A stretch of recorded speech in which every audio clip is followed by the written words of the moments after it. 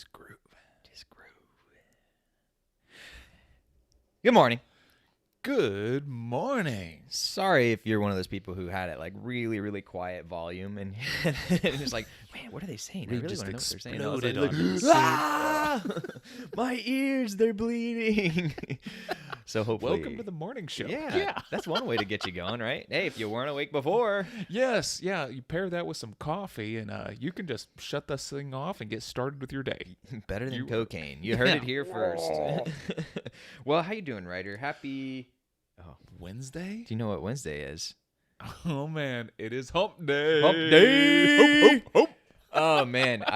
Before I get to how you are, which is less important than this, I wanted to let you know that literally, I don't know if it was that day or the next day, we sat down to play this new board game that I got, and I was starting to teach it, and then all of a sudden we pull out these cards, camels. I was like, of course, The game of to course. play on Wednesdays. Right, the game we play on Wednesday. So the game was called Jai Per for any of those at home who are interested. It's a 2-player card game. It's a lot of fun, and we haven't talked much about board games or my love of them or why I started them or any of that yet. So we'll definitely talk about that in the future because I think they're an amazing it has thing. been mentioned that that you're a huge fan. And then we've conveniently skirted the issue every time. Well, it's all about building up anticipation. Is that what it is? Yeah, it is. Okay. Yeah, yes, it is. So I thought I was to the... skillfully navigating us away from it. Nice. I was like, what happened with those board games? You must have some sort of trauma. Hey, look, what's that over there? Yeah, exactly. Something else. Yeah. So, anyways, Shiny. how are you doing? Oh, I'm fine, man. Had a friend from Austin come in last night and say hi, and that was cool. He's got himself a Tesla now. Oh. And so this is the first time I've sort of sat in a Tesla, and they're really shiny. I feel like it's like a car. I just am really thinking about like all the product designers and like, yes, so we made this curve to optimize for aerodynamics. Hey, it's shiny. And you can see here how the handles, they magically disappear when the user no longer leaves. Hey, it's shiny. That's me. Yeah. I mean, it's a beautiful thing, but it does feel like an iPad that has a car attached to it. Yeah. Like it That's kinda seems what it like looks it's like, too. more it's more iPad-ish than it is car-ish. It's really kind of cool. Anyway, it was kind of neat, and listening to him back up and take off reminded me of like some old Steven Spielberg movie. Like it sounds like a little spaceship that's levitating or something. Yeah, well, I think I've said it before on the show, but I'll say it again. When I moved to California, that's when I really learned to make sure you look both ways twice before you cross the street. Because in California, in Texas, there's a bunch of pickup trucks, and it's Yeah. Yes, exactly. depending. Hey, look at me. Yeah, exactly. Yeah, Exactly. There's a lot of that. And then in California, it's actually quite the opposite. It's a whole bunch of electric vehicles and not many trucks. Yeah. No, I mean, it's gonna be a whole different world whenever we have to like actually look instead of just hearing loud trucks rumbling towards us. Man, I don't know if Texas is ready for it. Yeah, and But- whenever you're going to cross the street, to come back to the point I was making, it's quiet, it's silent, and so you can't hear until they're like right up on you, and then you hear a really, really high pitched. It's an electric motor, is what the sound is, and honestly, let's see. Nope, not close. No, I'm not. Now I I'm gonna don't screw it know up. if we I'm gonna can do it get more high enough. Um, Did you see those Teslas the other day? Man, they're shiny. And did you hear the car? They're like. She sounds like nails on a chalkboard. It's great. Everyone should get one.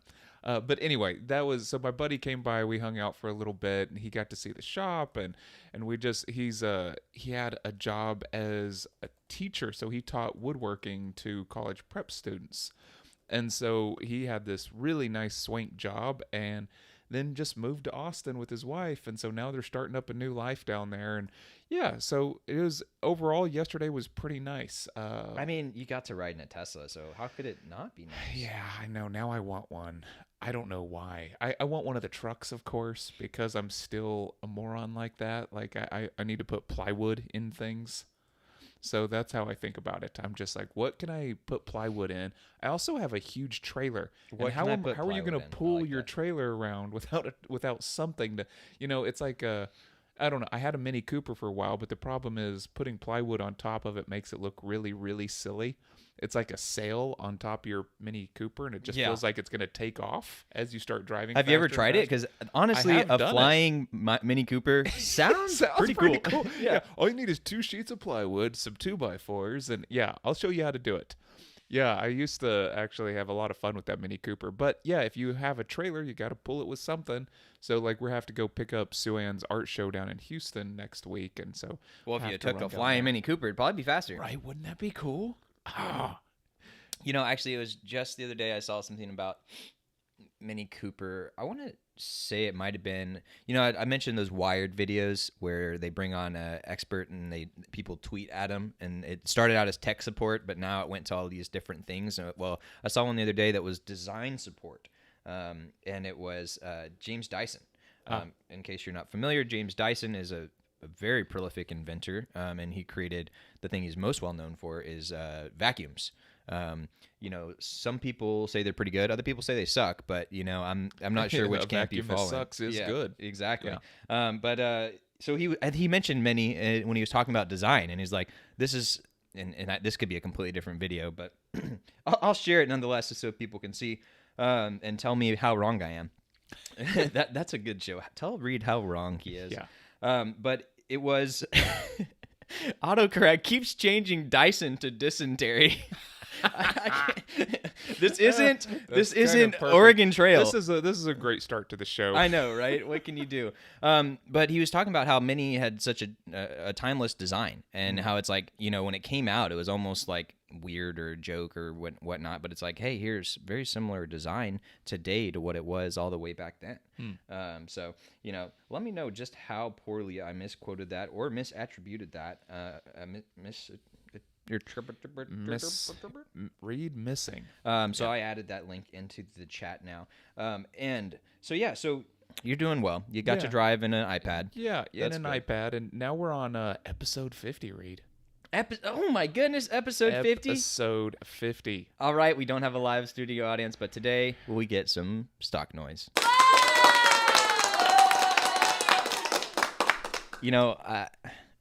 I don't know what you were expecting when we started this whole thing, but 50 episodes already. It may sound cliche, but it seems like it's flown by. Yeah, it has gone pretty quickly, and it seems like it's still rocking. I think after the first week, I thought I had used up all my ideas. It's like, oh, it took 5 years to gain those Shake ideas. 'em out. And I'm done having anything to say. Yet here I am, still talking. Here you are, still talking, indeed. So yesterday, we're gonna go real fast today through the recap because we actually, as part of our 50th episode, which is exciting in and of itself, we have a double-header guest today. Do-do-do-do. Yes, and for those who aren't familiar with baseball, or are there any sports that do? Dragons have two Yes, heads there you go. sometimes. That's a good point. Yeah. Baseball or dragons. A double header is when there are two of the thing back to back. Which doesn't sound very fun if you're an athlete and it's a tournament. And you're like, oh, gotta go again. But if you are us and you have guests on your show, it sounds quite fun indeed. Yeah, it ought to be great. Yesterday we wrapped up again. We touched on procrastination. We did another recap on that. That we got into poke-yoke, which was a lot to do with design and how design is responsible for a lot of the ways that we use technology, then we use things.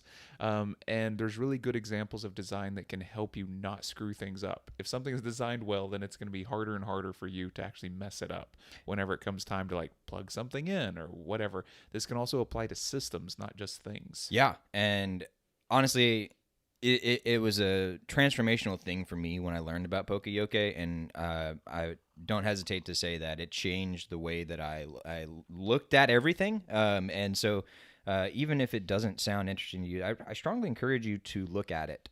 Look at our episode yesterday because we talk about what it was, where it came from, and give a couple of examples of how you can apply it. But the idea of you from now on going into the world, trying to think of future Reed, future writer, and say, hey, let me design things for myself so I can set myself up for success. So I minimize my chance of messing things up or making mistakes. And oh, by the way, arguably more important, how you can set it up so other people in your life cannot make those mistakes. And it, not only will it make your life that much more rich, but I think it'll also improve a lot of relationships, because I know personally, both from my relationship and other of my friends that I've seen, that there's a lot of tension that can happen when someone's trying to do something and they're not doing it how the other person wants it to be done, or arguably it needs to be done. And so using poke-yoke can literally improve so many areas of your life.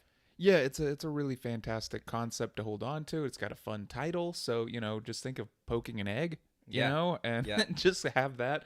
We also got real quick on that one, I wanted to mention, and actually had a viewer write in and let me know, like, hey, there's this YouTube video that this made me think of as you were talking about poke-yoke, and it was a YouTube video by the channel How to ADHD, and I've shared it in the chat, and Nice. It's called ADHD Friendly House Hacks, featuring my house, and then in parentheses, executive function friendly tips.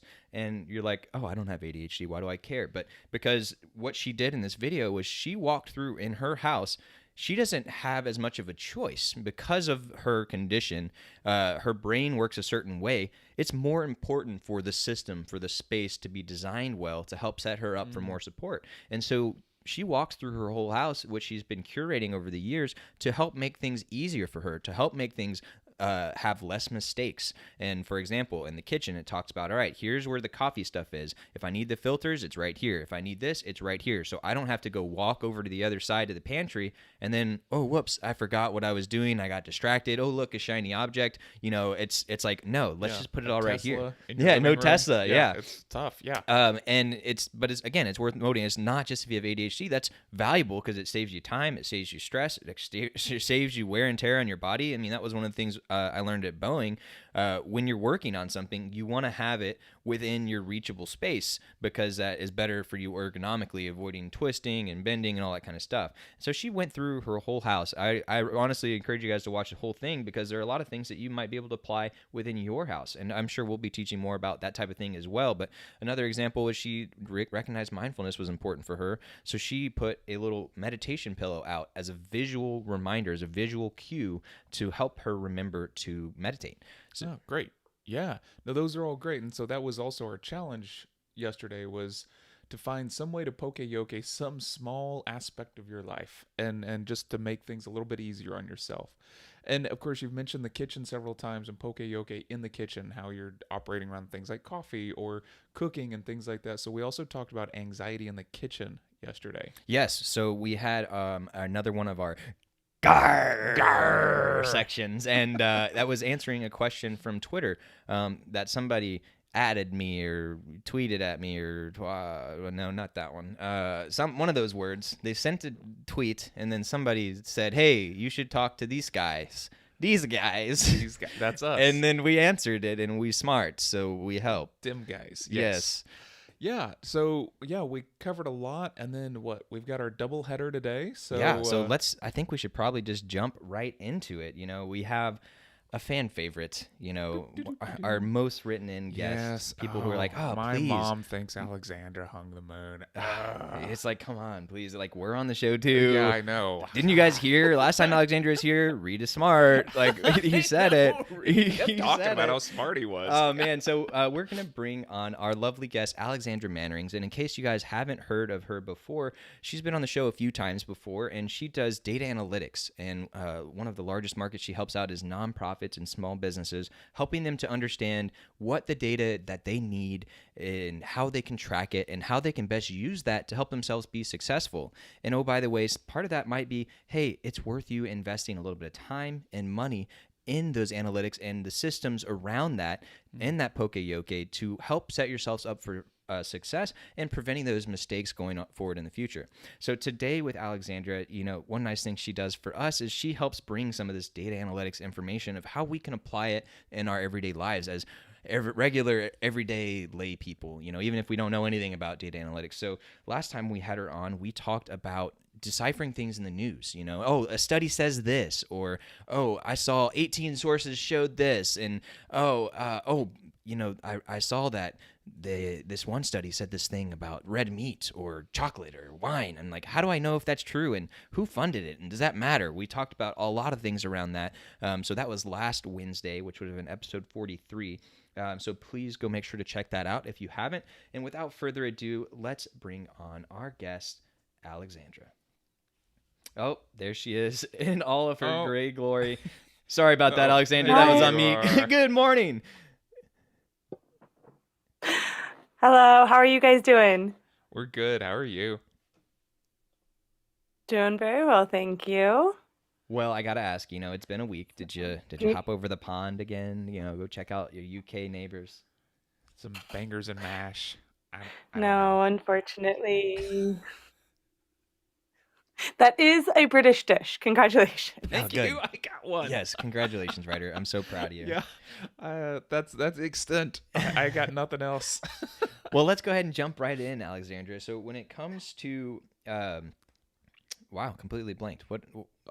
Data analytics. Yes, data and, analytics. You're talking. I think we're overall going to be talking about I anchoring. think we had talked Anchoring, about interpreting yes. numbers and anchoring. Thank you. Yes. Yes, we were going to talk about the concept of anchoring and how Yes. it can fool our assessments of value. Yeah, I mean, and a lot of this is whenever you're taking that boat over to England. Yes. Anchoring is really You got to be important. careful because Yeah. if you pull Critical. your anchor too early, you'll Yeah. turn and hit an iceberg. Iceberg. Yeah. Iceberg. Yeah, because it's We're only the tip we're of the iceberg, struggling right? today, So that's Alexandra. so We're we've gonna got be it. We've got it reliant on you. nailed, right? What is Well, and anchoring, Alexandra? I think you've got the wrong guest. You need my son who knows every type of anchor there is, and he'll look at it and tell, the shape impressive. and tell you, is it a Danforth anchor or a stockless anchor or whatever it is. Wow, Oh, I didn't even know there were that I many didn't types of either. anchors. Oh yeah. I just thought it was like a rock tied to a Well, rope as or a something. show called "What the Hell Is Water," I think we need to have an anchor expert on at some I point. think you do. and I learned that it's not the anchor itself that holds the boat, especially for ships, like big ships. It's actually the length of chain that the anchor drags on the ground. Oh, I'm The gonna anchor's guess it has just to something get to do the with chain to tension. the bottom. Yeah. Oh, Ooh. fancy. Yeah, That sounds apparently. like a metaphor for something. Yeah. I'll have to It's think got. I'm sure you can work something in Yeah. there about what that means about life and things that slow you down or whatever. Yeah, exactly. Well, with Alexandra, so when we're talking about anchoring, what does that mean? What is the word anchoring? Yeah. Well, and I'm excited we're doing this topic because it brings up two of my favorite people who are Amos Read and Tversky writer? and Daniel Kahneman. Oh, sorry, Oh, I yeah. interrupted No. you. The old It's- thinking Ryder and fast Reed, slow yeah. guy. Yeah. Say those Well, I names one thought we more already time. established though. that. Sorry. Reed is Oh, smart, good. right? Yeah. Like we already have that and covered. Ryder It's not a sits new around. topic. Like, yeah, it's great. Yeah, Ryder's there too. But no, I love Yep. Tversky and Kahneman. I mean, such. They're a- amazing. Yeah. What was the full names one more time? Daniel Kahneman and Amos Tversky? Okay. Yes. And I might be saying Tversky wrong, but they're both. That's how I've Israeli. always said it. But yeah, Yeah. they're Well- Israeli researchers, and they really, if they didn't start, they really popularized and made a name for behavioral economics because they were the first ones to really start consistently challenging this idea that like we are rational beings from a like externally logical point of view. Mhm. So we are rational in that we follow a set of assumptions. It's just that those sets of assumptions didn't follow like mathematically logical rules. And anchoring is a great example of this. So the concept of anchoring means that you will change your assessment of a certain number based on a number you heard before it. And this can happen in a relatively reasonable way where, right, like you were thinking about a price of something and then it flashes up on the news and like that price was 10 times higher than what you thought, like originally. And so then you think half that is now more reasonable than you would have thought before, right? So if you're like, I would pay $10,000 for that car, and then like the ad flashes up and they're like, it's $60,000. You might now be like, okay, I'd buy it for $30,000, even though 30 seconds ago you would have never considered 30,000. Yeah. Um, What makes it even crazier, right, is when they anchor people with things like, what are the last four numbers of your social security Yes. number? And then they ask you Yep. how much you... 432. Oh, oops. And then they say, well, how much would you pay for the car? And if you did say 5432, you would say something like, Yes. well, $54,000. Because it is so weird how your brain works. And I want to point out, it doesn't matter how smart you are. Sure, being aware of this can help you and be aware that that's a thing that your brain's doing. Yeah. But it doesn't matter if you're really smart. You're still going to fall victim to this thing, right? Mhm. Yep. Yeah. And it is really weird that it happens with numbers that aren't actually connected. Like that's one of the strangest things. And it's things like that that lead us to realize like the functioning of our brain, we're not computers. Like, we just are not computers. And the way that we think about things doesn't follow these same like sort of logical mathematical flows. We still can be predictable and consistent, but we're not computers. And I think anchoring is a great example of that. And a neighbor of anchoring, which I'm sure there's a formal term for this, but I don't know what the name is that, and news does this all the time. They'll combine two things to make a big number where the two things really aren't, and then like you'll apply that number to both of the things that they've combined. So example I've been seeing so much of is they'll be like 300,000 COVID deaths and cases. You're like, hang on, those things are really different. And now I'm going to apply the number 300,000 to both cases and deaths. Right. And yet it could have been 4 deaths. Right. And 299,996 cases, but we'll feel 300,000 worth about both of those things. And so if you pay attention, you'll start seeing this everywhere. Like, this is all over the news where they want a big number. Again, I think because of that anchoring sense, that then that's what we attach to. And we don't, even though we consciously recognize that there's two things that have been put into that, we still can't help but apply that big number to both of those things. And we'll see also like with anchoring that they'll lead with the like shocking number because it's more interesting. And then that's like where we latch onto. And then whatever comes next, we like compare it to that anchor number, like you said, whether or not they're related. Yeah, I think it's really, really important. One thing that you said there, which may sound kind of silly, but I think is very important for us to remember, which is we are not computers. We are humans. We have flaws. We have our own problems. And don't get me wrong, computers have their own problems too. Yes. Notwithstanding the fact that they were created by humans for now. Dun, dun, dun. Yeah, and there's a concept in, Kahneman and Tversky talk about calling us heuristic. We're basically heuristic machines, which or something like this, which is real quick, Ryder, to clarify, a heuristic is what? I was gonna say it has. It's a shortcut. Yes, it's a shortcut. So it's a way of doing something that you have to do all the time, and if you did it the long way all the time, you wouldn't function. So we have these shortcuts to allow us to not have to think through every single step. It's just the downside is that sometimes we take the shortcut when we should take the long way. Yeah. That's the perfect. Yeah. I was getting, for a second there, my brain like jumped over to haptic. And I was like, that's a sense of touch. That's not the right definition. Different. Yeah. But yeah, anyway, the heuristic thing is kind of interesting to think that we're just full of these rules of thumb that we're operating by all the time. And so whenever anyone actually applies like statistical data or something, this is very abnormal for humans to consider. So usually you have to sort of train yourself to see these things. Yeah. Even the things you're talking about with anchoring news headlines or whatever else, you have to train yourself on that. At least that's my assumption. Yeah. Well, and so training yourself will help you recognize when you use a heuristic. It's actually not possible not to use them because then you stop functioning. And actually a lot of disorders, there are missing a heuristic.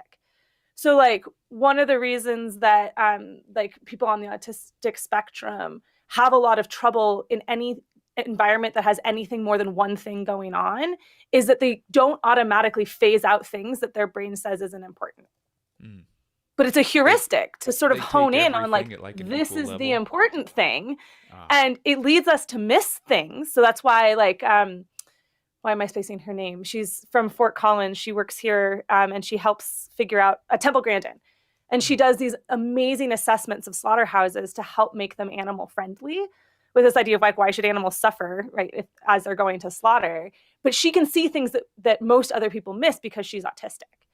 Yeah, but it also means that she struggles in other environments. I've heard about it. Like she's the one that basically came up with like the curved chute and some of these kind of things in the slaughterhouses. Yes, exactly. Yeah. Because she could walk in and see all of this stuff that our minds just automatically filter out. Yeah, real quick with the autism, I saw a great video on that earlier this year, and I think I might have mentioned on the show before, but I'll mention it again. It was by Mark Rober, who is a very popular YouTuber, like one of the guys who hits trending every time he releases it, top I don't know, 20 YouTuber or something like that. And he did a video about autism because he has a child who is autistic, and it's very helpful. I posted it in the chat for those to see, but he really emphasizes like, hey, here's what life looks like and sounds like, to someone who's autistic, and it's just like all of this information coming at you all the time. It's and utterly it's so overwhelming loud. and paralyzing. Yeah, exactly. And so that's why, as humans, we've developed over time, I guess, or maybe we started with it a little bit, but we've developed these heuristics. And, the thing is, nowadays, I bet we've developed more and more heuristics that we aren't even aware of because we've been essentially programmed by all the technology that we're using, by all the ads we're seeing, by all the short attention span things. I would be curious to know if that's affected or changed any of our heuristics, but maybe that's going too far.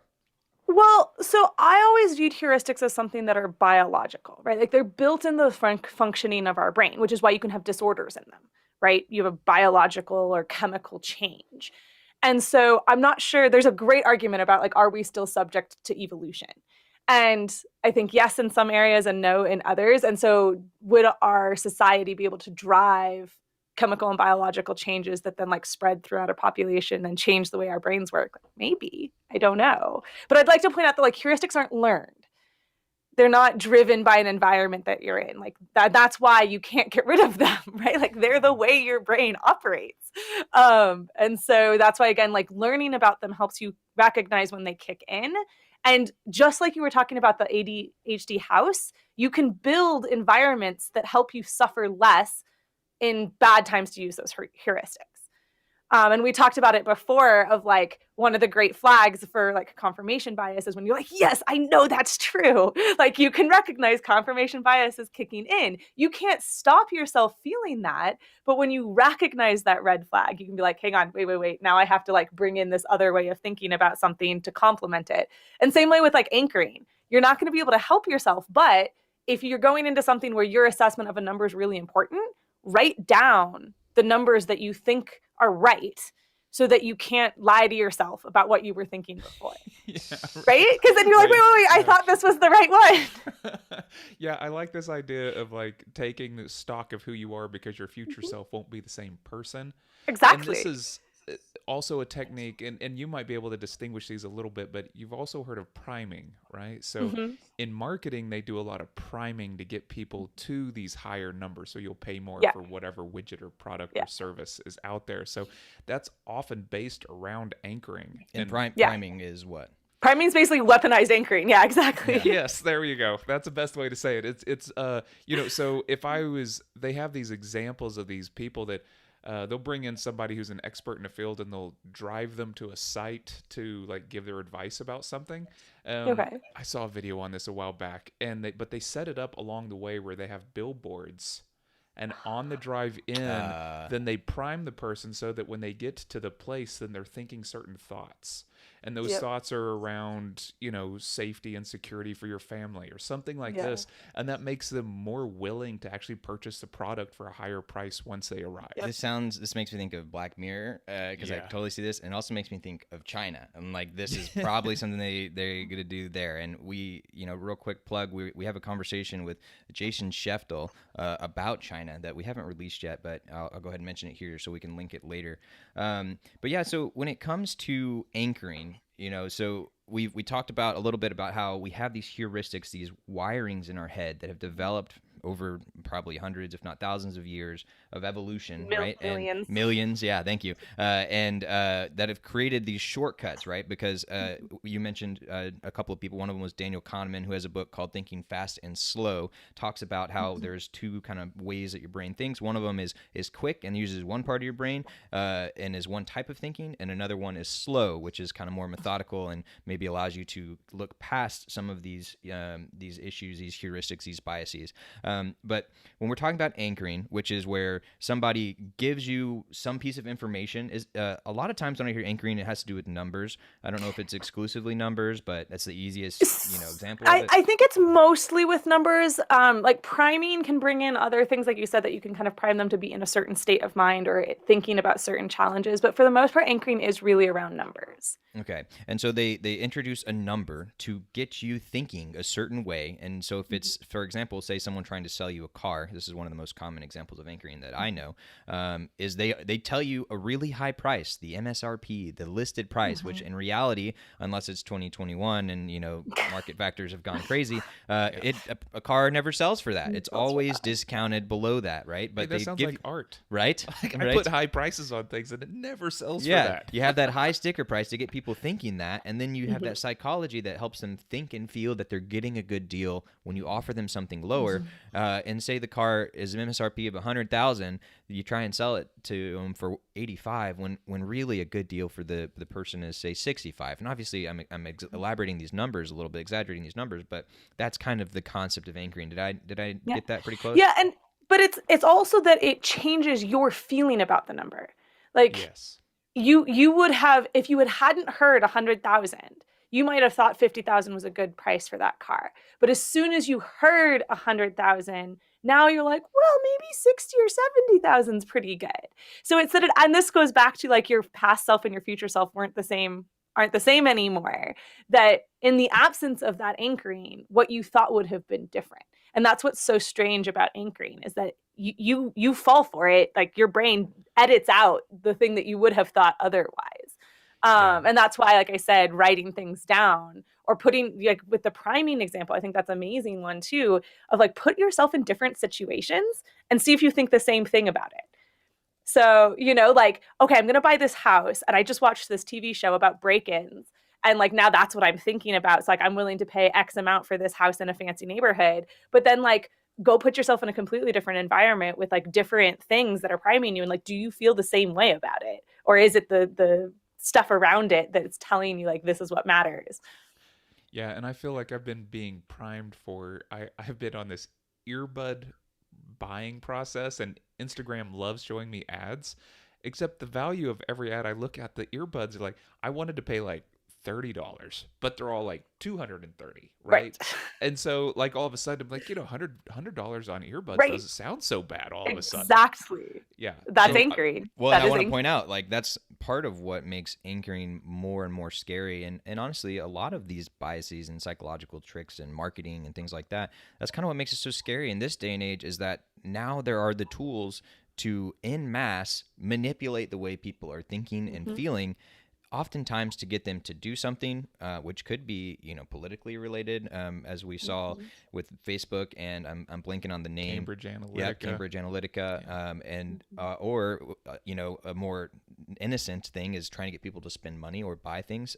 So it can be weaponized as well. But also, I wanted to highlight real quick that once again, Alexandra has pointed out, we're talking about data analytics, all these hard sciences things, but yet she still keeps coming back to feelings and emotions. And those messy meat sacks. I know, right? As an engineer, I thought we weren't supposed to have feelings and just be Spock-like and robot and beep bloop bleep bloop bloop. But it seems like feelings are something that we need to be aware of and recognize, because at the end of the day, they are affecting our decisions. They are affecting the things we do, whether or not we realize it. So we talked a little bit about anchoring, what it is. We talked about the heuristics in your brain and how that is all connected. We talked a little bit about priming as well, which is kind of related. It's kind of like weaponized anchoring. But if I'm a person at home who's like, Alexandra, okay, I get anchoring is a thing, but how do I stop? Yeah. What do I do to combat this? Yeah, how do I pull up anchor? Yeah. Right, pull up your anchor with a crank. Come on now. Did you know all the different kinds of cranks? Let me tell you. Gears, right? Simple machines. No. Yeah. So I really come back to if it's something with your assessment of a number really is going to matter, try to do it in isolation first. Right? Like, figure out before you go into a job and they're going to give you the salary number, sit down and write down, what salary would you accept? What is the lowest salary you would accept? And then put that on a piece of paper that you bring with you to the interview. So that when they try to offer you something lower than that, and they've anchored you, right? Like, they offer you half that, and then they like bump that up to 3/4 of that you don't buy into the anchoring. Or before you go buy a car, right? Like, how much are you actually able to spend on that? And would you be happy spending on that before you see the price that they're going to give you? because you're not going to be able to help the anchoring. It's going to kick in. And there's, like you said, all these other emotional things that also go in when other people are giving you the numbers. Like, it's one thing when it's just a random, like, 4 digits that anchors you, but when someone's intentionally trying to anchor you, all of those emotional things about, like, not wanting to disappoint the other person and, like, our relationship things kick in as well. So if you've written down ahead of time, these are the things that matter to me and why, or this is why I can't go below this amount, or I can't go above this amount, and you have that on a piece of paper, that can then sort of reverse anchor you. It can bring you back to who you were and what you were thinking when those numbers were right, and sort of counteract somebody else's attempt at anchoring.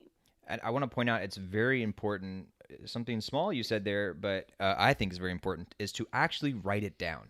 Yes, write it down. Because of the act of writing it down actually changes the way that your brain thinks about it and remembers it. But then, too, obviously, having a physical, visual reminder, as we were just talking about with the ADHD video girl, if you have that visual reminder there to help you, it is a very valuable thing, and it can help you figure out and stay grounded, right? Stay anchored in a good way. I mean, the writing down is super valuable, and not only that, but I mean, if you can pull that out of your purse, your pouch, or your wallet, or whatever, and look at it and go, "Oh, right. I this isn't me right now. I am somebody else. I need to reel this in." Yeah. So it seems. Go ahead. Sorry. Oh, I was just gonna say that because even if you go through that exercise and you don't write it down, your brain will edit history. You'll think like, oh, no, I'll remember that. But then, like, you'll be in a situation and you'll start weighing the reasons that you thought that less, and you'll weigh these new reasons that you hadn't thought about more. And, like, it is really impressive how quickly you will change what you had thought before. And you'll be like, I didn't really think that. That wasn't actually really important to me. So writing it down becomes this, like, concrete piece of evidence that you can't actually deny anymore. And that's why also writing down why that number, like, why can't you go below or above that cut off? Or why do you think that this is the right thing and, like, other numbers would be too high? Like, having that there is a lot harder to then sort of trick yourself. Yeah, so it's important to think about it in advance, in isolation, when you're not influenced by the emotional factors, you're not influenced by other people who probably have incentives that don't necessarily align with yours, and you want to write down. So let's say, for example, it's a salary negotiation. You write down in advance what the salary is, the minimum that you're willing to accept, and why. It's important to add that "and why," as you said, because we're dealing with numbers here, but it is very much an emotional and mental thing as well. So having that visual reminder during that meeting, during that interview, can really help ground you, whether you're buying a car, whether you're buying a house. A classic story I can think. Choosing a spouse. No, seriously, you jest, but no, it's not a bad idea, right? Joking. Yeah, no, I mean, it's funny because we were talking about priming earlier, and I was like, well, I can tell you about I had this one girlfriend who primed me for, like, all right, anyone after that, we're good. We're good. So the last thing on anchoring, and then we'll let you go, Alexandra, is it seems like this is, if I'm a person asking, when do I need to be most aware about anchoring? When do I need to employ these techniques to make sure that I'm not being, I guess, frankly, taken advantage of? In my mind, I think of anytime it's a high dollar thing. So, for example, you're buying a car, you're buying a house, you're getting a salary, or any time where you're strongly emotionally invested, which could be all of those three things. It could, I mean, you were joking, but it could also be, something with a significant other. Do you guys have any other examples of where this might be really important for us to be aware of this anchoring? It comes in any time that there's not an absolute right answer about a number. Right. So, like, the salary that you should be paid, unfortunately, there's not, like, a little, like, the big red book of engineering numbers. You can't just, like, flip to page 62 and be like, oh, this is exactly how much I'm supposed to be paid. And when you buy a car, right, like, it's all subjective. Really, there's some objective in that they can't sell it below a certain amount because that's just how much it costs them to make it. But when you don't have that clearly, like, this is the right number, like, anchoring definitely is going to come up. Because now you can be influenced of, well, is it worth this? Is it maybe worth more than that? Is it, so yeah, subjectivity around numbers is where anchoring comes into a big play. Any final thoughts, Ryder? No, thank you so much. It's always a pleasure, and I love, all this behavioral economics stuff is just fascinating to me. We think we're so rational, but we're not consistent selves a lot of the times. So yeah, it's really fun. Yeah, well, thank you so much Yes. for coming on Excellent. again, Well, Alexandra. thank We you. appreciate it. And just one more time, because I'm not sure we mentioned it last time, but if you guys want to go check out Alexandra's website, it's Merakinos. And spell that out for us. Merakinos. All right, and we're putting it on the screen now as well for those who There it are is. looking on video. And you can also check out Alexandra's podcast called Heart, Soul, and Data, which is really interesting. And especially if you're someone who is a participant in a nonprofit or a small business, you really need to listen to this, because if you don't have any data analytics, or even if you do, you really need to listen to that podcast and learn a little bit more. At the very least, learn a little bit more and know what you need to be aware of, because as you guys have heard here from Alexandra, there are a lot of things that we just don't know that are going on, and Alexandra has a lot of experience with this, and she wants to help you make your nonprofit or business successful. So she does this, guys, for a living. So you can contact her, check out her website. She's too nice to plug herself completely, but I will. So go check it out. Go listen to her podcast, Heart, Soul, and Data. Even if you don't have any involvement with a nonprofit or small business, go check out Heart, Soul, and Data. Thanks again, Alexandra. Thank you, Reed. Thank you, Ryder. Take care. Thanks. All right. That was great. Yeah. I mean, you talk about priming and anchoring. I mean, poor thing for our next guest. I mean, golly, you got to stand up next to that. Up? Like, it's probably not. Man. It's gonna probably be really awful. Yeah. If anyone wants to, y'all can just log off. Yeah. So, for our next guest, well, I guess real quick, any last thoughts on Alexandra before we move on? Oh, and no, let's not keep our next guest waiting. But we can always do a recap tomorrow and talk more about that. Sounds good. All right. So for our next guest, we have someone very special to us. His name is Grady Hillhouse, and he and I actually went to college, together. So it's been many moons ago. Now that I'm such an old whippersnapper, kind of like you. Can you be an old whippersnapper or just young whippersnappers? I guess we can. I guess so. It's all in the attitude. Yeah, You just gotta, I think I can. Well, yeah. So I so think I Grady, he was a civil engineer who, over time he started a YouTube channel, and it started out, he can correct me in a second if I'm wrong, but started out with him just kind of in the garage messing around with some woodworking, messing around with a lathe, which is a tool that spins around, and so you can have a piece of wood that spins, and then you apply like a chisel or something to it to shape it in a really cool way. He made some bowls and stuff like that, and he kind of got into it a little bit, and then he kind of shifted what his content was towards more talking about civil engineering things. And some people are like, what the heck is civil engineering? I mean, we all know electrical engineering because it's the best, it's the most difficult, the best looking people are in it, so on and so forth. But what's his deal with civil engineering, and isn't it all just that boring stuff that nobody cares about, like infrastructure and bridges and it's buildings? definitely not rebellious engineering. It's very civil. Very civil, very civil. Calm. Yeah, exactly. But, Yes. Grady, he wanted to fight back against that reputation that civil engineering had. And he wants to show people like, hey, there's a whole bunch of stuff going on in the world that we don't pay attention to every day. We were just talking about it from kind of a mental perspective. And, on the show, What the Hell is Water? That's all what we're about. We discover and point out all of the things in life that people don't think about, just like a fish swimming through water who doesn't realize they're in water. Yes. So Grady has all sorts of examples of how we're going through life, and even the sidewalk we're walking on, the road that we're driving on, the drainage system, even the freaking tubes that, take my poop away or whatever. It doesn't matter. Whatever the topic is, Grady is willing to talk about it from the infrastructure thing because, he's a bit of a nerd, honestly. So without further ado, let's bring him on. Welcome to the show. Well, that's not Alexandra Mannerings. Sorry about that. Oh, sorry, Grady. Let me trade those for you. Oh, there we go. Grady Hillhouse of Practical You guys know I Engineering. can hear the introduction, right? Oh, no. What? Oh, Oops. no. What? Oh, I'm so sorry to hear that. Welcome to the show, Grady. How you doing today? Thanks. Good. How are y'all? Yeah, we're doing great. So Can you hear me okay? Yeah, we can hear you. Can you hear us? Oh, nice. Yeah. Okay, there might be a little bit of a delay, but When the software boots up, there's a delay for the first 30 seconds, and then it gets better. Yeah. So how far off was I with the introduction there? I think you nailed it, actually. I am a little bit of a nerd, and yeah, that's what I do is talk about infrastructure and the constructed environment on my channel. Yeah, and for those who may see the big shiny reflective thing behind Grady, that is a gold play button. I think it's gold. What does that mean? A million subscribers, or what does that mean? Yeah, YouTube sent me that plaque whenever I got 1 million subscribers, and I was pretty proud of it, so I hung it up on my wall back there.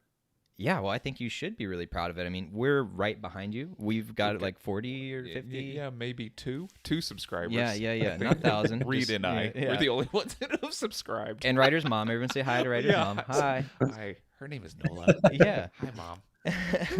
well, Grady, the reason we wanted to have you on today was because we wanted to talk a little bit about, this whole. I thought there was a really great parallel between what we teach about with Helpful for Life and what the hell is water, and what you're teaching about with your channel. So I guess first start off with telling us a little bit about why are you interested in this stuff in the first place, and then why should people care? Yes, I mean, the reason I'm interested, there's no good answer to that, right? I like construction when I was a little kid, and all throughout college. These are the things that I was interested in, and that passion for the constructed environment and all the little innocuous parts of the world. That's just continued throughout my life and career, and so that's something I'm really excited about.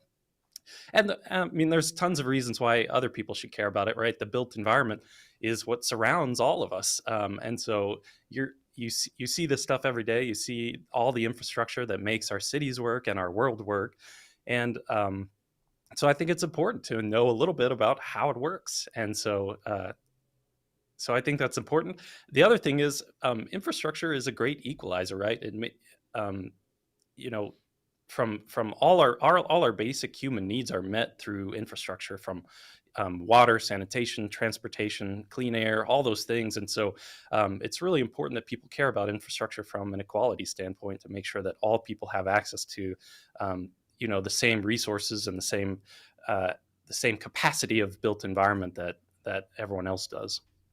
Yeah, and I think especially in this day and age, the modern world we live in, I think the time people notice infrastructure the most is when it's failing, right? And a couple of big examples I think of are Flint, Michigan, when the water was going in. It's like, wow, we live in America, and we all thought that water was just this right almost, but yet there are some communities out there who still have a lot of issues with that. And I actually, one of the organizations Grady and I were in together, Engineers Without Borders, and I will never forget the moment we were in a regional conference, and some guy from Louisiana said, like, hey, I get that we're doing all of these water projects in other countries and things like that to help bring clean water to communities in need, but what about us in Louisiana? Like we got a lot of water issues ourselves.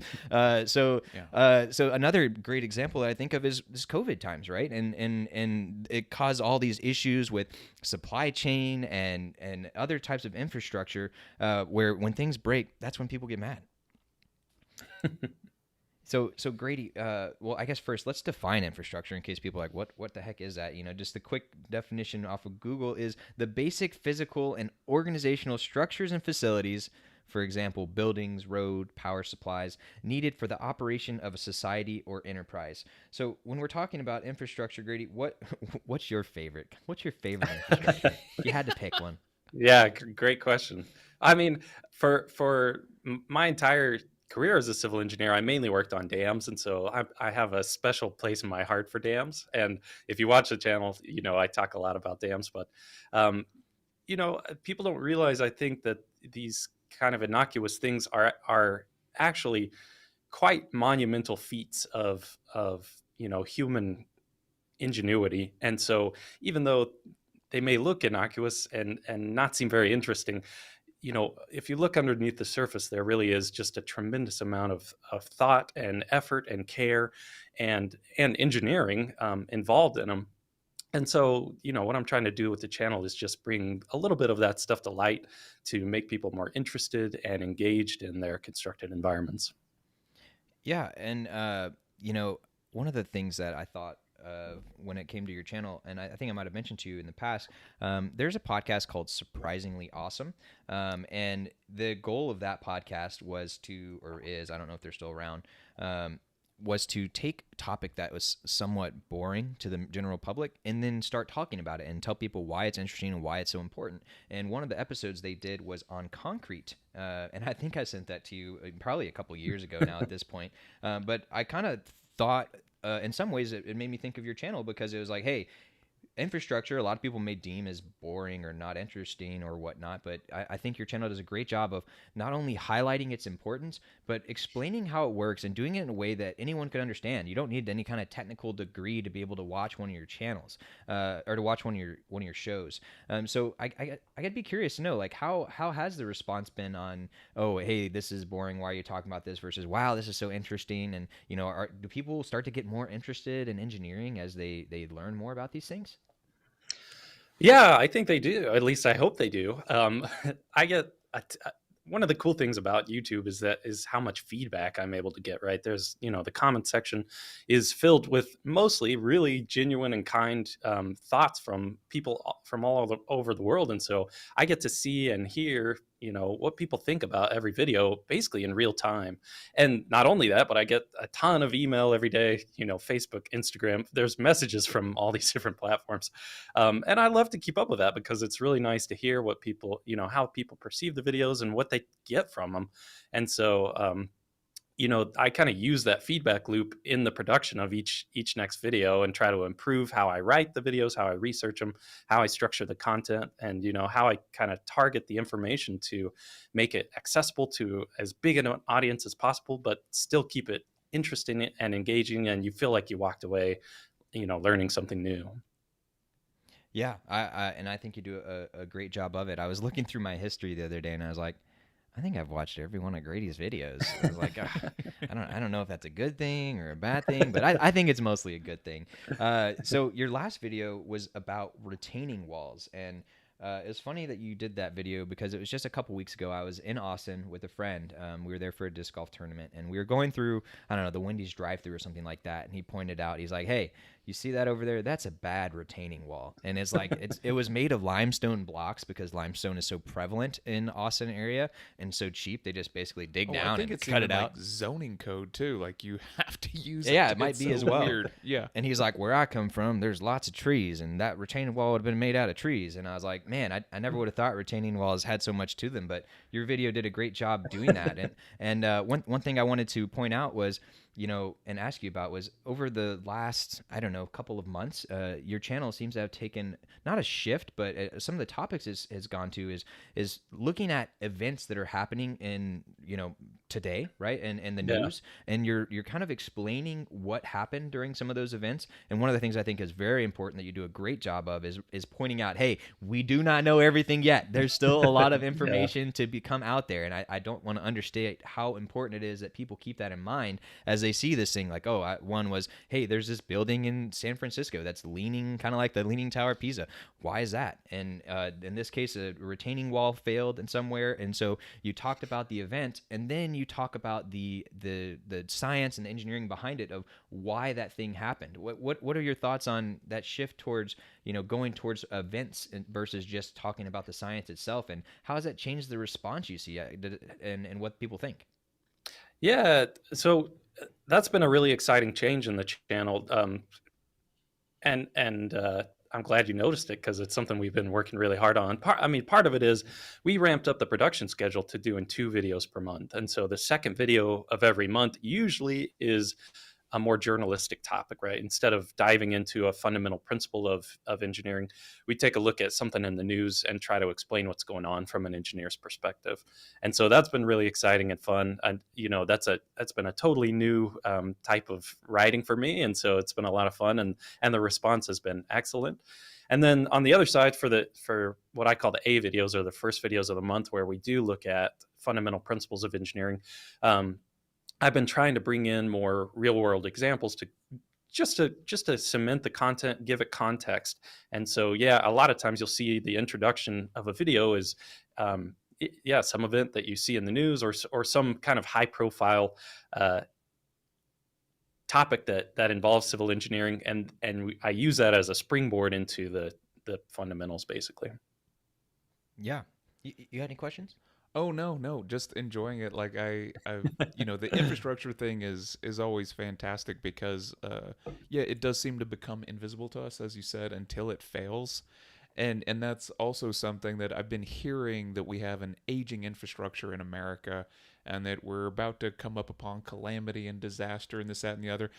I don't know. This is just what I hear from neighbors. So, Grady, can you comment on that?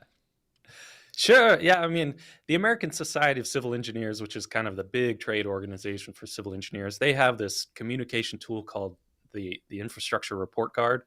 And so they do every 4 years, they do a deep dive into the condition of all the different categories of infrastructure within the US and give it a grade, just like a report card, A through F. And, the reality is that things aren't looking pretty. The grades are falling. We see pretty categorical underinvestment in infrastructure, and hopefully that tide is turning. We have a huge infrastructure bill that just passed I believe the House of Representatives and the Senate. I don't know the exact status of it right now, but it's making its way through Congress, and so we're hoping that there's going to be a lot of money freed up for investment and infrastructure here pretty soon. So hopefully that tide is turning. But yeah, the truth is things aren't looking good right now. Okay, just checking. Like sometimes I'm like, is everyone just like doomsday prepping all the time here in Texas? Like you don't know. Yeah, you don't. And it's worth pointing out that, the reason that infrastructure often starts to fail is because people don't want to put money into it because it's not sexy. It doesn't have as much of a, oh my gosh, this makes everything better right away type of thing. Generally, it involves construction, which involves shutting down a popular area, which kind of makes it actually really bad for a while. It makes my commute longer. I got to pay more tax dollars. Now I got to pay a toll on this road. All these types of things. It causes more traffic. But the result is, something that is good and helps a lot. And in the best societies, I imagine that infrastructure is well designed far in advance and helps and keeps in mind growth of that community so as to minimize the impacts in the future. One of the best examples I've seen of infrastructure planning, Grady, is the Highway 121 up here in the Dallas-Fort Worth area. And the way it was built is it's let's say 8 or 10 lane highway, so 4 or 5 lanes going each way. And when they first built it, they had this big, wide stretch of land, which when we moved here was pretty much undeveloped. There was, I think, a 2, maybe 4 lane road on the side of that. And then there's just a big old empty swath of land. And the city or the state or the county or whoever does that planning had set aside that land knowing they would put this road here. And so they had this little small 2-4 lane road that was the main highway at first. And then they started construction on a 4 lane over here, a 4 lane over here. And that actually was what people used for a while. And that was a nice 4 lane highway in each way. Then in the middle, they built a bigger, better, faster lanes and with better bridges and all that type of stuff. And then the 4 lanes on the outside became the access road, the frontage road. And so the whole time during that construction, there was a minimal downside because all that construction was being done on places where the roads weren't done. So that's one of the fun infrastructure examples that I've been able to see in my life and has affected me, not every day, but a lot of my life. Do you have any examples from you where you're just like, oh yeah, that's really cool, or I really like that? Yeah. So one that I got to work on in my career was a major water supply reservoir up in North Texas as well, actually. And, the engineering that went into the dam and the reservoir and all that was super interesting. But one of the cool things I thought about what they did was, when a lake gets built, people want to build around it, right? People love to live near a lake. And so when you build a new lake, the speculation of the property all starts to get really complicated. And so one thing the owner of the lake did, and the surrounding community, the county actually, was to develop a master plan for the community that would develop around the lake, so that you didn't have businesses mixed with single family homes. Like there was a plan involved with zoning and all that. And so they really took the time to think through what should the community that develops around this lake look like, and made sure to get that in place before construction started on the lake and people started buying up property and stuff like that. So I thought that was a really cool example of good planning for infrastructure. Yeah, well, thanks for sharing. Oh, can I chime in with Please. my favorite civil engineering project I've ever heard of? Please. It's like I saw some video about them lifting the entire city of Chicago like one story so they could put Yes. plumbing underneath it. That just blew my mind. Like you lifted all the buildings so that you could run plumbing underneath it. And that might not be accurate. I'm not sure exactly if they That's just pretty made the close. roads higher or what. Just everyone, your second story is now your first story. I'm not sure how they did it. Yeah, that was it in some cases, and in other cases they literally lifted the buildings. Yeah, and it was so you could have you the city of Chicago is so flat that you couldn't get sewage to drain into the waterways, and so when they decided to use a modern sewer system, they certain parts of the city had to be completely across the board raised to get enough slope to get sewage to flow.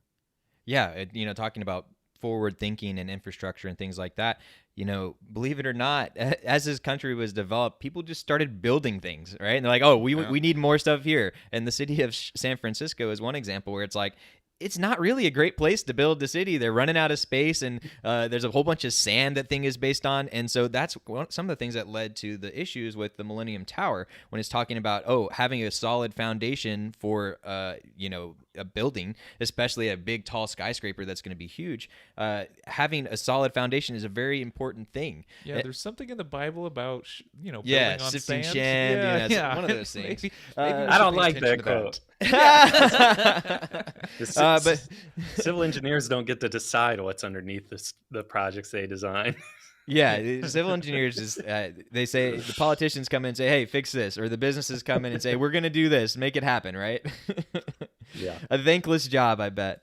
Well, I shared the video for that in the chat as well. I think that takes us to our time for today, but we're so glad that you came on with us today, Grady. And we're maybe have him on in the future again to talk a little bit about what his journey has been like of, making the jump and getting into this YouTube world, and how the mix between maintaining his regular day job and doing the YouTube, and then potentially transitioning into full time, and what that looked like for him. And one thing I wanted to make sure to point out, I just thought it was a fun little corollary or point. I don't know why I said corollary. It made me sound fancy.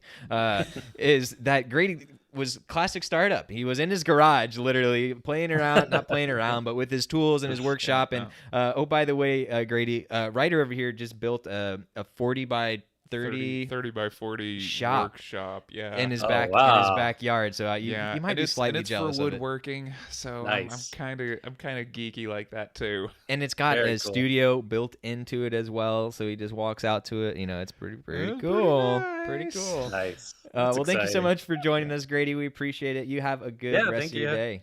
Thanks for having me, guys. Y'all too. See ya. Take care. All right. Woo! Double header. Wow, we made it. Man, 2 interviews in 1 episode. What are you gonna do to celebrate? That's a good question. I actually was like, episode 50. Maybe I'll have like a bottle of champagne or something, but then I forgot. So I got distracted with all the other things to do. So maybe we'll just have to, we'll go into the vodka. We always got some love around here. Yeah, good way to start the morning. Yeah, exactly. Yeah, after coffee. Yeah. So to recap our episode today, we started off with our first guest, Alexandra Mannerings, and we talked a little bit about the I'll let you tell us what we talked about. Yeah, we talked about anchoring and priming. We talked about Daniel Kahneman and Amos Tversky. Their most sort of famous book is Thinking Fast and Slow. Kahneman has out a new book called Noise. Kahneman won the Nobel Prize for economics, interestingly enough, even though he's a psychologist. So fascinating guy. Dig into that if you get a chance. But the idea of anchoring being that you can actually shift the way somebody feels about something by presenting a number first, and it can be high or low, and it'll change the way that they react to it and what they think is reasonable afterwards. So that can be weaponized in marketing through priming, and yeah, so it influences us, but we're not always the same person at the same time, and we're heavily influenced by things. So sometimes just being aware of that we aren't the consistent, strong person that we think we are is pretty vital. So it's cool to hear Alexandra talking about some of that.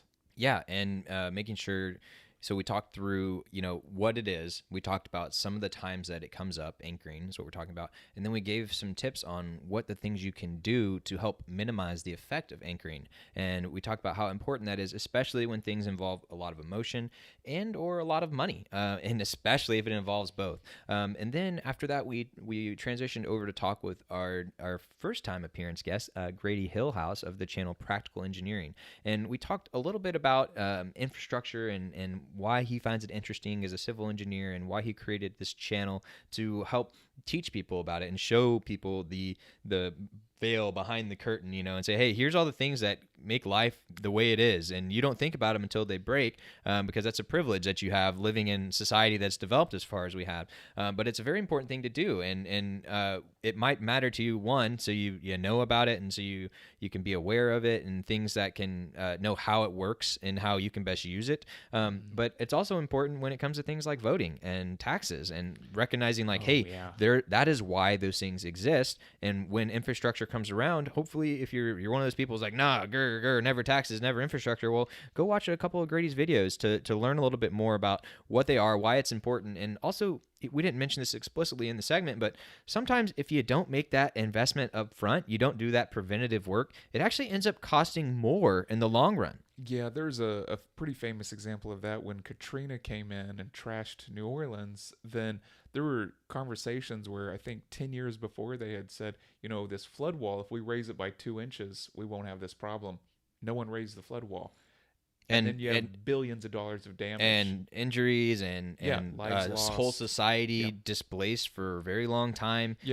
So it's important. Infrastructure is very important. And, even though you may think it's boring at first glance, it's actually pretty interesting and really cool to see all the things they're doing, like lifting an entire city or part of a city, or drilling down and putting pylons in to lift up a building. And then there's also some political too, right? As far as equality among all citizens. I was really happy to hear Grady talking about that. Like, people having equal access is really important.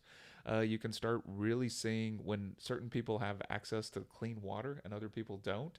It's hard to build a society that's, I don't know, egalitarian or even democratic in that sense. And we've mentioned it a couple times, but we should probably talk about it formally on another day. Maslow's hierarchy of needs, right? Which is basically the baseline is survival. We need food, we need water, and there's these core things as you move up the triangle towards self-actualization or whatever. It's like, hey, first you start out as caveman, let's start getting you step by step more of the things you need, and so you can focus on being the ultimate higher beings that we are compared to all the other animals in the world. Yeah, and having Miss Poon on the other day in talking about food and food scarcity and insecurity, that's one of those vital components. So if you talk infrastructure and food, let's get some of the basics figured out before we move on maybe to too much philosophy. Yeah, absolutely. So do you have any challenges that pop to mind for our viewers at home today, or? Oh, no.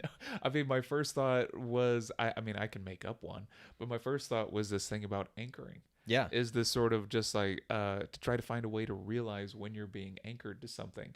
And like I was talking about my little earbuds journey on Instagram, to watch them advertising to me, to where now I'm willing to spend so much more money on something that previously I wasn't.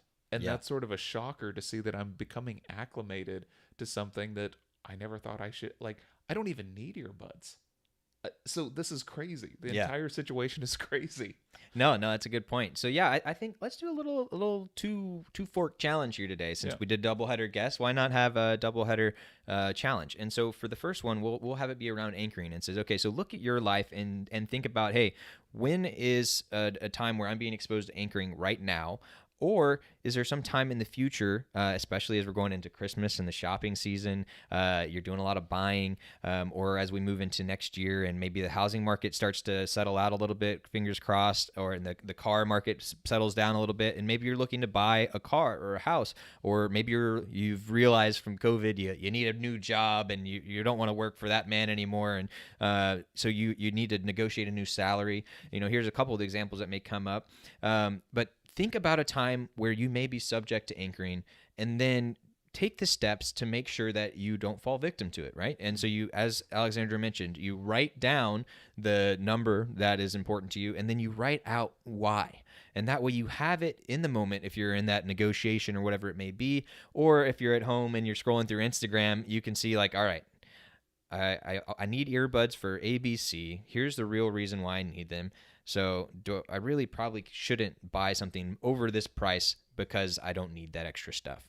Or you maybe decide, you know what, after all, I think it's worth it for me to do that because I recognize I'm going to use these things every day. But the point is kind of like a lot of things on our show is take a second, slow down. Yeah. Stop, analyze the situation, and then take some action. Write down the things that you thought about, and then have those there for you.